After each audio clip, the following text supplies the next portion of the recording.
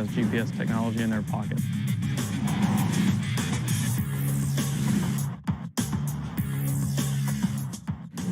25 years of space-based position, navigation, and timing, supporting the entire world. GPS touches the lives of everyday people all the time.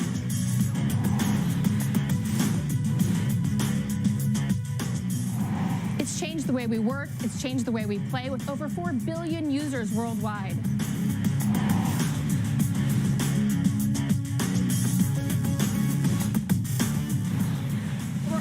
Preparing for the next generation of GPS satellites with our GPS-3 follow-on contract, and we're inserting greater technology for greater capability.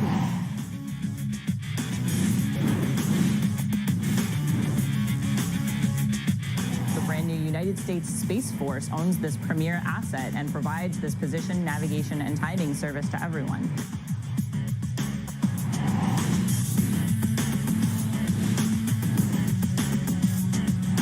And for all personnel on the countdown net, we have an update from GNC informing us we have a good weather balloon proceeding on with the countdown.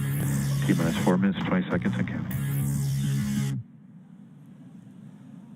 Today's GPS-3 Space Vehicle 3 mission is dedicated by the Space Force to the memory of Colonel Thomas Falserano, and we will hear directly from General Raymond and others who knew and worked with him just before we enter our first coast phase later on in the broadcast. Now, we're currently just inside 4 minutes from liftoff. We did get the good news just a moment ago that the latest weather balloon is go for launch, so we're going to continue to count down. We've begun retracting the transporter erector strongback away from the Falcon 9. You can see it on your screen. Moves back a couple of degrees to get us ready for liftoff. Now, the Falcon 9 is now moving into the final stages of the countdown. The vehicle remains in good health. Fuel loading is complete on both the first and second stages. Liquid oxygen loading will wrap up shortly on the first stage and will complete at T-minus 2 minutes on the second stage. At 1 minute before liftoff, you'll hear the announcement that Falcon 9 is at startup. That means the rocket's own internal computers on first and second stage are controlling the launch countdown. The GPS-3 space vehicle continues to be go. The Falcon 9 team is tracking no issues on the rocket. The weather has turned green for us here in the last minutes, and the range continues to be green for launch. Now again, as a reminder, if we don't launch today, we have a backup opportunity at 3:51 p.m. Eastern Time tomorrow. First stage LOX load complete. Launch director has just called out that the first stage LOX load is complete. 2 minutes, everyone. 2 minutes. We're now loading just liquid oxygen on the second stage.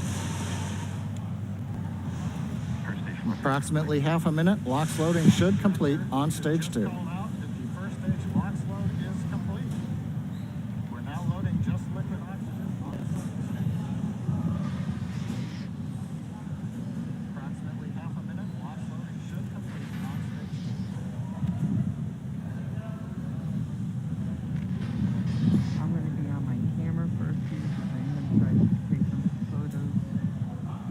T-minus 2 minutes. That announcement tells us that that chillin' that we began at T-minus 7 minutes has lasted long enough. And we are good for the ignition sequence on the Merlin engines coming up in just over a minute and 40 seconds.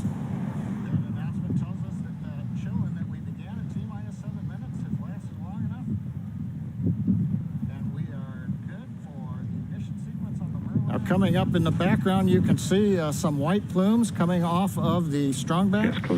There's a nice view. We have completed loading the second stage. We're now draining the liquid oxygen out of the plumbing that goes up that structure alongside the rocket. And as we vent off the gas, you get that nice long plume you see there where that humid Florida air meets the ultra-cold gaseous oxygen, condenses, giving you that nice white fog. That's normal for this point in the count.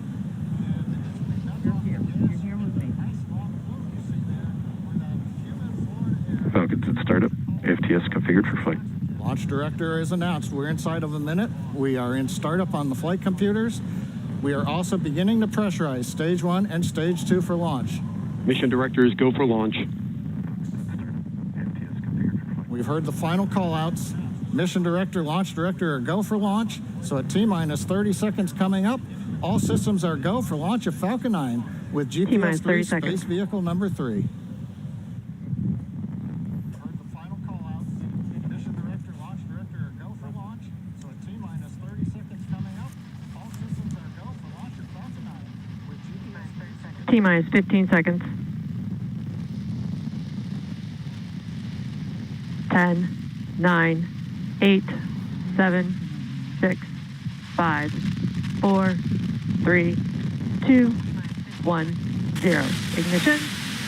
Liftoff. Go Falcon, go GPS.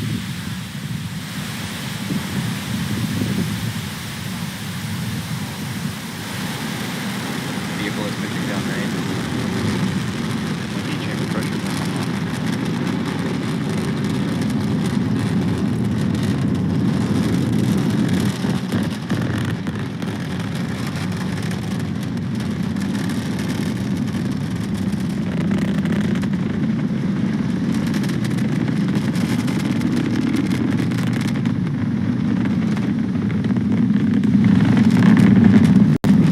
Plus 40 seconds, we've heard callouts, and now we're entering the throttle bucket. We're powering down the Merlin engines to relieve the acceleration as we get ready for the period of maximum dynamic pressure.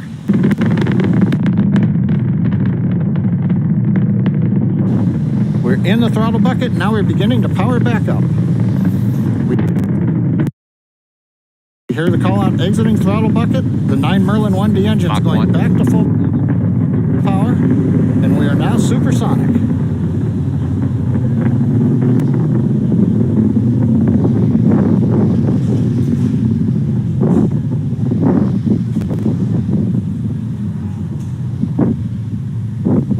Max Q. Guidance engineer calls out max Q, the period of maximum dynamic pressure, or Q, on the vehicle. From this point forward, although we go faster and faster, the thinner atmosphere will put less loads on the airframe of the rocket. Coming up next is chill-in of the upper stage engine. We've got a good trajectory. And back engine chill started. We've begun the chill-in of the upper stage engine. Power on the Merlin 1D engines looks good. Avionics reports everything is nominal.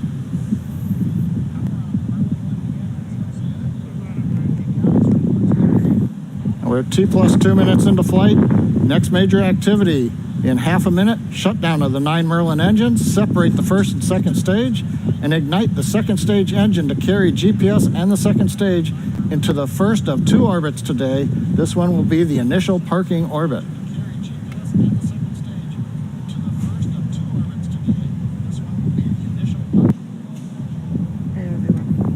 So I'm out of here.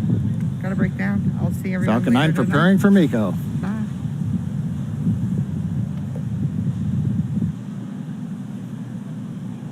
And MECO. Stage separation confirmed.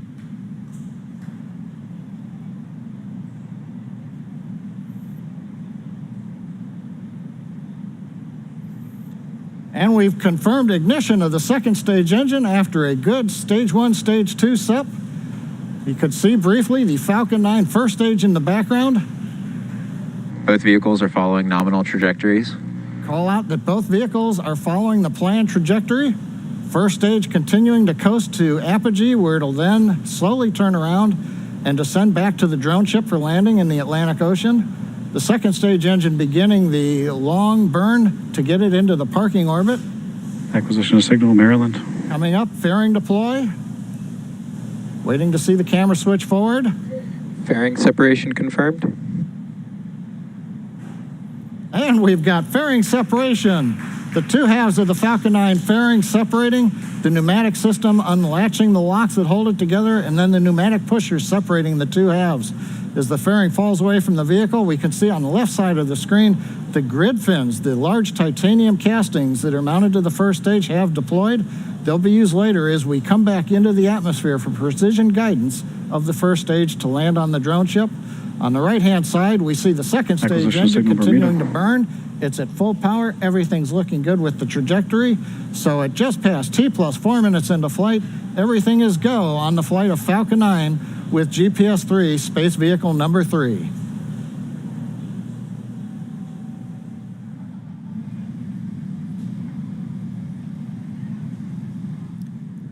Plus 4 minutes and 25 seconds into flight. We're currently in the first of 2 planned Merlin vacuum engine burns. Currently looking at the data, the second stage engine burn is nominal. On your left-hand screen, you can see the first stage as it's performing that reorientation that John and I talked about. The grid fins are deployed, and you're seeing some thruster plumes there from the attitude control system that are getting it ready so that the 9 Merlin 1D engines are pointed towards the atmosphere as it re-enters into Earth's atmosphere. Beautiful views of the planet beneath both the first stage and the second stage. Second stage is continuing into its burn. We're expecting this burn Both to vehicles last continue to follow nominal 5 trajectories. minutes and 15 seconds. And entry burn will actually begin on the first stage in just about a minute from now. During the entry burn, we'll ignite 3 of the Merlin 1D engines on the first stage. That'll give us a chance to slow down the stage as it ends up re-entering the Earth's atmosphere and reduce the aerodynamic loads as it starts to bite into the thicker parts of the air around our planet. You can see the Merlin vacuum engine on your right-hand screen, the nozzle extension there growing red hot. That's expected. We're really, we have such a long nozzle extension on there to try to get the most performance out of the pressure coming out of the thrust chamber on the second stage engine. So coming up here in about 15 seconds is entry burn. Watch for that on your left-hand screen. That'll ignite 3 of the Merlin 1D engines while second stage continues to burn towards that elliptical orbit with the GPS vehicle on board. Stage 1 FTS is saved.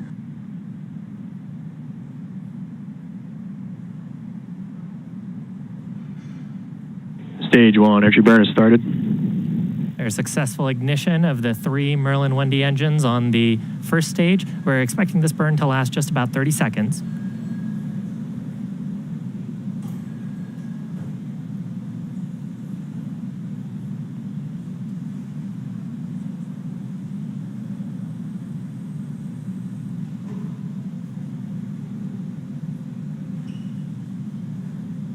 Stage 1 entry burn shut down. You see some bursts there.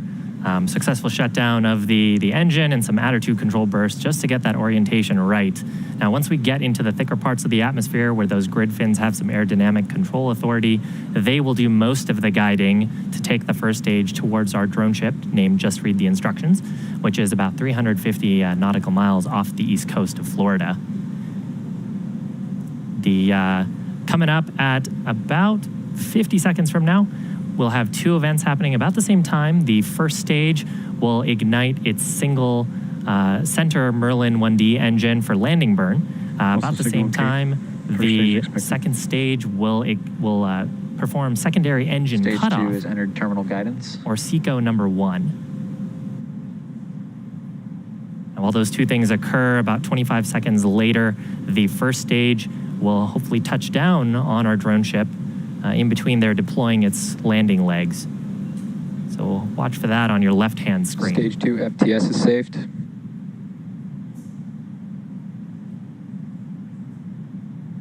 Drone ship AOS. Stage 1 landing burn is starting.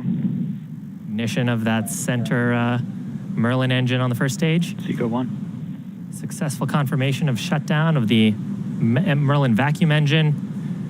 The guidance engineer is evaluating the orbit of the second stage now. Nominal parking orbit. Nominal parking orbit, Landing that's legs exactly what we want to deployed. hear. Landing leg deployment looks like right down the center. And Looks stage like 1 a is successful landed. landing. Recovery operators move into I see a first stage. 100 on Excellent. UCF9. So that, we first flew Falcon 9 10 years ago, actually this month. Since then, it's completed 88 missions, is now the most flown operational rocket in the United States. This mission completed its first landing, and hopefully we'll have many more to come. Stage 2 expected. The vehicle is now, we're actually going to enter into our our first coast phase, now that we know that the second stage is in a successful parking orbit. That coast phase will last about 54 minutes and will end with our second stage relight at about T plus 1 hour and 3 minutes. We're going to come back shortly before that to cover the second engine start, number 2.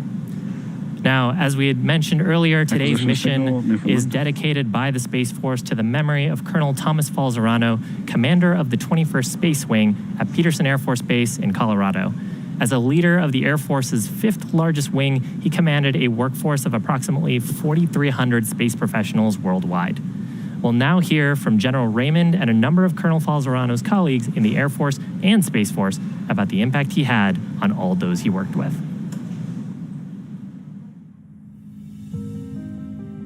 I can think of no better way to honor Colonel Tom Falzerano and his family than with today's launch of our 3rd GPS-3 satellite from Cape Canaveral.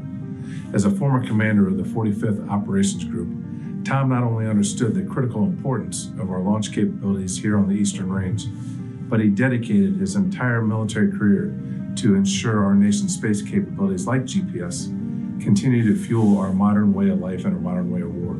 Tom was an incredible officer, leader, father, and friend who made a difference. He was in his prime as he led the 21st Space Wing at Peterson Air Force Base at such a critical point in our nation's history. Before that, he served as my senior executive officer, who worked tirelessly behind the scenes and put in long hours as we established the United States Space Command, our nation's 11th Combatant Command, and the United States Space Force, our newest branch of the Armed Services. Also signal Maryland's expected. Tom made a difference in the lives of his teammates and those he led. He will always be remembered for caring for his people while taking care of the mission. Tom had that unique gift of connecting with everyone he came in contact with. He always had a smile and a word of encouragement, no matter how demanding the situation was. Tom made a difference in the lives of his family. No one loved family more than he did. And in fact, Tom made us all feel like we were part of his family. As we watch today's Falcon 9 soar high into space, let Tom's legacy be a reminder for all of us to make a difference every single day, and how our greatest legacy is found in the relationships and the investments we make in the people around us. My sincere thanks to SpaceX, the 45th Space Wing, and the entire launch team for honoring Tom's legacy. Nobody knew how much the United States and our international allies rely on space capabilities every minute of every day more than Colonel Tom Falzerano. Tom took his mission responsibilities very seriously, but he was passionate about developing and taking care of the people under his command. Although we lost him well before his time, his outstanding legacy will live on through the air and space professionals he led and mentored during his 26-year career.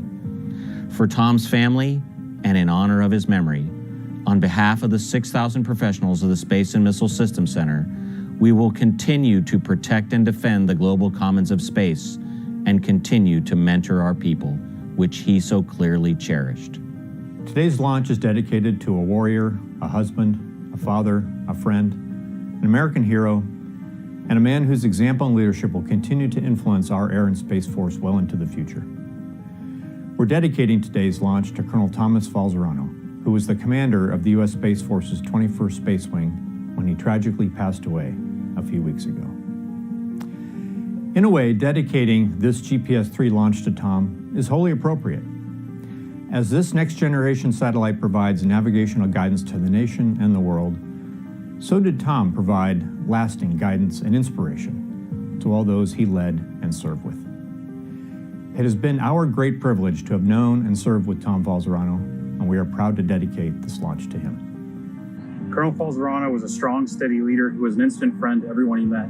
He built lasting connections everywhere he went, and he cared intensely about everyone. Here at the 21st Space Wing, we miss him every day, but we'll honor him and continue our mission. Strength and preparedness always.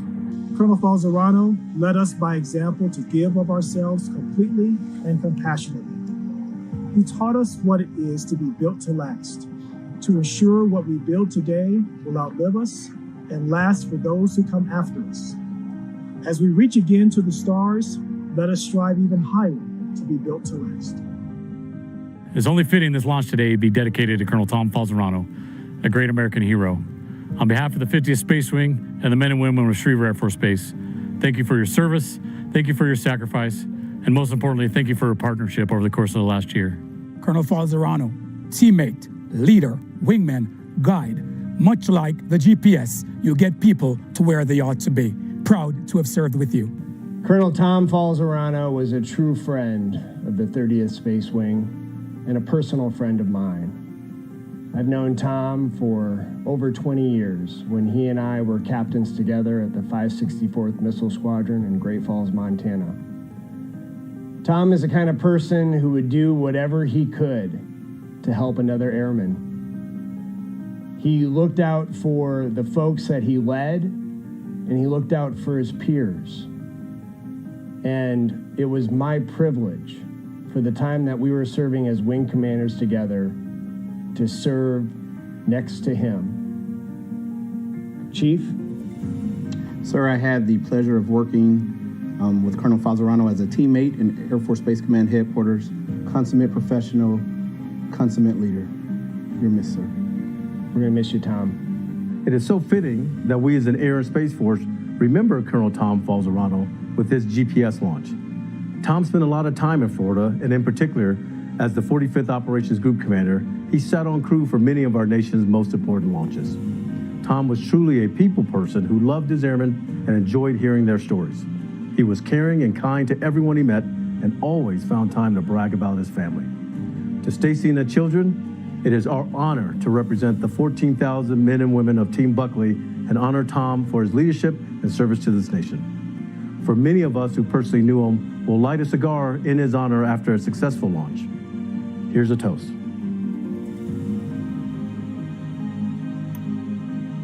It's my pleasure, along with other leaders of the United States Space Force, to honor the life of Colonel Tom Falzerano during the SpaceX Falcon 9 launch of the next GPS satellite. Colonel Falzerano is a former commander of the 45th Operations Group, and his legacy is felt throughout the Eastern Range. We have a saying in the 45th Space Wing: once a shark, always a shark. And the sharks of the wing are so sad to hear of the passing of Colonel Falzerano. We'd also like to pass on our condolences and tell Stacy and the children that our thoughts and prayers are with them. Falsey, I just want to say thank you for your many years of friendship to me personally, and to your many years of service to the United States and the United States Space Force. You left us too young. You are and will continue to be missed. Thank you.